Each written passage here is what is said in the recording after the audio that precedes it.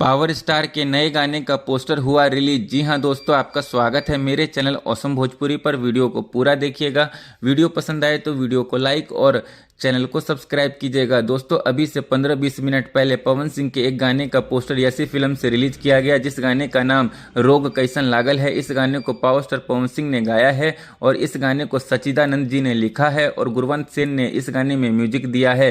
हालांकि दोस्तों, इस गाने के पोस्टर पर पवन सिंह का चापा धन हो गाने के फोटो का यूज किया गया है, जिससे पता चलता है कि ये गाना हाल फिलहाल का नहीं है।